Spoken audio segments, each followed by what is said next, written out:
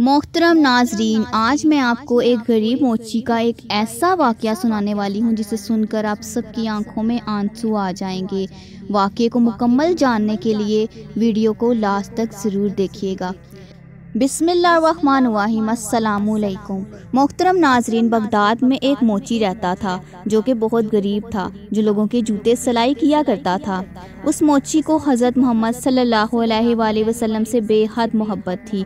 उसने हज पे जाने का इरादा किया हुआ था और वो हज पे जाने के लिए पैसे इकट्ठे कर रहा था। उसने सोचा था कि जब उसके पास इतने पैसे हो जाएंगे तो वो सवारी खरीद कर हज पर जाएगा। एक दफ़ा उसके पास उतने पैसे इकट्ठे हो गए। उसने एक सवारी खरीदी और हज पे जाने के लिए वो बहुत ही खुश था। उसने हज पे जाने से पहले अपने सारे गांव वालों को बुलाकर खाने की दावत दी। जैसे जब कोई हज पे जाता है तो अपने घर खाने पे बुलाता है, इसी तरह उस मोची ने भी अपने गांव वालों को दावत दी और खाने पे बुलाया। वहाँ पर एक मौलाना साहब भी तशरीफ़ लाए। वो मौलाना साहब ने मोची से कहा कि जब तुम हज करने जा ही रहे हो तो तुम जाने से पहले अपने पूरे गांव वालों से माफ़ी मांगते जाओ, क्योंकि नबी पाक सल्लल्लाहु अलैहि वसल्लम के पास जब तुम जाओ तो सब लोग तुम्हें माफ़ कर चुके हों, तुमने किसी का दिल ना दुखाया हो। तो मोची ने कहा ठीक है, मैं ऐसा ही करूँगा। दावत ख़त्म होने के बाद मोची सारे गांव वालों के घर गया और एक दरवाज़े पर जाकर उसने दस्तक दी। अंदर से एक औरत की आवाज़ आई। उसने पूछा, जी आप कौन? उसने कहा कि मैं यहाँ एक मोची हूँ, मैं हज पर जा रहा हूँ, तो मैं आपके घर के मर्दों से मिलना चाहता हूँ। उसने बोला कि इस घर में कोई मर्द नहीं रहते। मोची ने पूछा कि क्यों?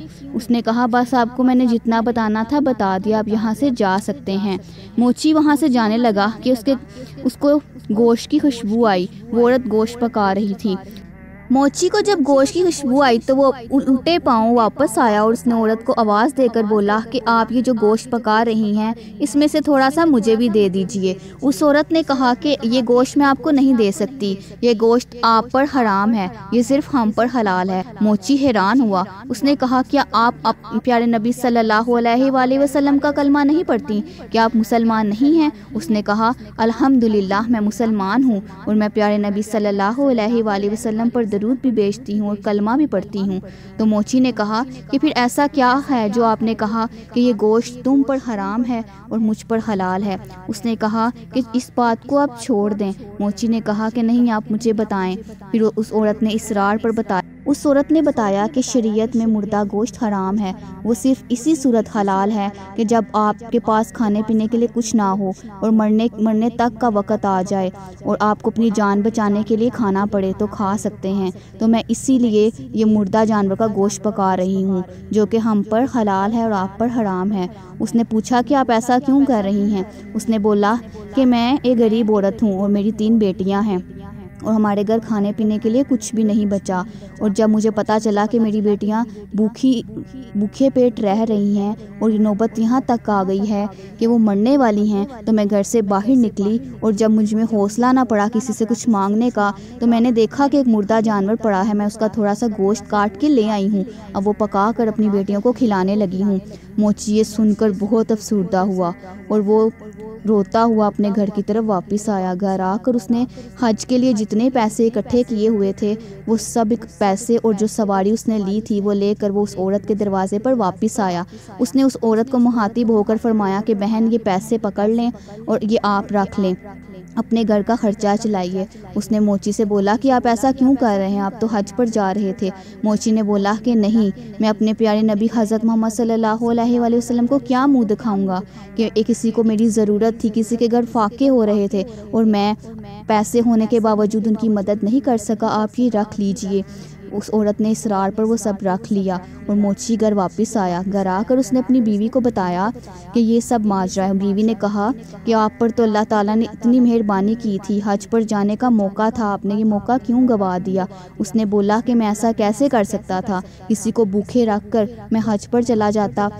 باقی گاؤں کے لوگوں کو تو یہی پتہ تھا کہ یہ حج پر جا رہا ہے۔ اس نے اس عورت کا واقعہ گاؤں کے لوگوں کو بتانا مناسب نہیں سمجھا، تو گاؤں کے لوگوں نے اس کو برا بھلا کہنا شروع کر دیا کہ اس نے تو حج کا ارادہ ہی تبدیل کر لیا ہے، یہ کتنا بدبخت ہے۔ اس کو برا بھلا کہنا شروع کر دیا، یہاں تک کہ اس موچی کے بچے بھی گھر سے باہر نکلتے تو لوگ اس کو تانے دیتے کہ تمہارے باپ نے تو حج پر جانے کا ارادہ ہی ترک کر دیا، تم تو بدبخت باپ کی اولاد ہو۔ موچی نے تنگ آ کر اپنے گھر کے دروازے بند کر دیے، اپنے بچوں کو خود کو اندر قید کر لیا۔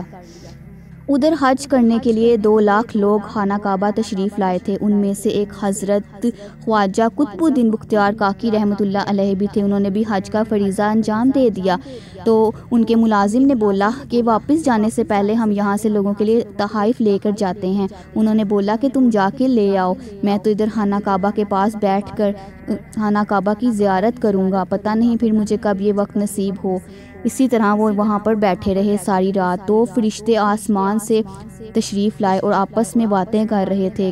خواجہ صاحب ان دونوں کی باتیں سن رہے تھے۔ دونوں فرشتے ایک دوسرے سے مخاطب تھے۔ ایک دوسرے سے بولا کہ بتاؤ اس سال کتنے لوگ حج کرنے آئے؟ دوسرے نے کہا 2 لاکھ۔ تو اس نے بولا کہ کتنے لوگوں کا حج قبول ہوا؟ اس نے بولا پورے 2 لاکھ لوگوں کا حج قبول ہوا۔ تو فرشتے نے بولا کہ ایسا کیسے ہو سکتا ہے، اس پر سب لوگوں کا حج کیسے قبول ہو گیا؟ تو دوسرے فرشتے نے اسے بتایا کہ ایک ایسا انسان جو حج کرنے آیا بھی نہیں، اس کی بدولت اللہ تعالیٰ نے سب کا حج قبول کر لیا۔ خواجہ صاحب وہاں پر بیٹھ کر حیران تھے۔ خواجہ قطب الدین بختیار کاکی رحمۃ اللہ علیہ تجسس میں پڑ گئے کہ ایسا کون سا شخص ہے کہ اللہ تعالیٰ نے اس کی بدولت سب کا حج قبول کر لیا اور وہ یہاں حج کرنے آیا بھی نہیں۔ انہوں نے فرشتوں سے پوچھا کہ بتاؤ اس انسان کا پتہ کیا ہے؟ فرشتوں نے اس انسان کا پتہ دیا۔ تو حضرت خواجہ قطب الدین بختیار کاکی رحمۃ اللہ اگلے ہی دن بغداد تشریف لے گئے۔ انہوں نے وہاں جا کر موچی کا پتہ لیا تو لوگوں نے کہا کہ آپ نے اس موچی سے مل کر کیا کرنا ہے، وہ تو بدبخت ہے، وہ تو حج کرنے جانے کا ارادہ ترک کر کر خود کو گھر میں قید کر کر بیٹھا ہوا ہے۔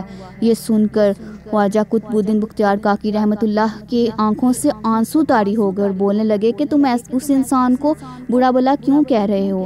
لوگوں نے کہا آپ کو نہیں پتہ، اس انسان نے اللہ تعالیٰ کی رحمت کو ٹھکرایا ہے۔ وہ یہ سن کر اس کے گھر کی طرف تشریف لے گئے اور دروازہ کھٹکھٹایا تو اندر سے موچی نے آواز دے کر کہا کہ یہ دروازہ نہیں کھل سکتا۔ انہوں نے بتایا کہ میں خواجہ قطب الدین بختیار کاکی رحمۃ اللہ ہوں، میں خانہ کعبہ سے حج کر کر سیدھا تمہارے پاس تشریف لایا ہوں۔ یہ سنتے ہی موچی نے کہا کہ یہ دروازہ صرف آپ کے لیے کھلے گا، آپ کے علاوہ کوئی اندر نہیں آ سکتا۔ وہ اندر گئے، انہوں نے جا کر موچی سے کہا کہ تم بتاؤ کہ تم نے ایسا کون سا نیک کام کیا ہے جس کی وجہ سے اللہ تعالیٰ نے تمہاری بدولت سب کے حج قبول کر لیے ہیں۔ سن کر اس کو یقین نہیں آیا اور اس موچی نے ان سے کہا کہ آپ یہاں سے چلے جائیں اور گاؤں میں کسی کو مت بتائیے گا اس بات کا۔ اور یہ کہتے ہوئے موچی روتا ہوا سو گیا۔ موچی جب روتا ہوا سویا تو خواب میں اس کو حضرت محمد صلی اللہ علیہ وآلہ وسلم کا دیدار نصیب ہوا۔ سبحان اللہ! خواب میں آپ صلی اللہ علیہ وآلہ وسلم تشریف لائے۔ موچی یہ دیکھ کر ان کے قدموں میں گر گیا اور پوچھا کہ حضور یہ آپ ہیں؟ تو آپ صلی اللہ علیہ وآلہ وسلم نے فرمایا کہ ہاں یہ میں ہی ہوں۔ جب خواجہ قطب الدین بختیار کاکی رحمۃ اللہ تمہارے پاس آئے تھے اور انہوں نے تمہیں جو کچھ بتایا وہ سچ تھا، میں اس کی تصدیق کرنے آیا ہوں۔ تم نے اس غریب عورت کی مدد کر کر جو نیک کام کیا ہے اس کی بدولت اللہ تعالیٰ نے تمہارا حج قبول کر لیا ہے، اور اللہ تعالیٰ کی نظر میں میری نظر میں تم اس دنیا کے سب سے بہترین انسان بن گئے ہو۔ اللہ تعالیٰ نے تمہاری حاضری گھر بیٹھے ہی قبول کر لی ہے۔ سبحان اللہ!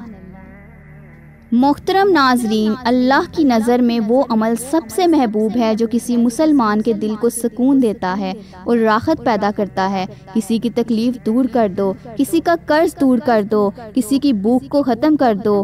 آپ صلی اللہ علیہ وآلہ وسلم نے فرمایا اگر میں 1 مہینہ مسجد میں بیٹھ کر اعتکاف کروں اس سے بہتر ہے میں کسی غریب کسی محتاج کی جا کر مدد کر دوں۔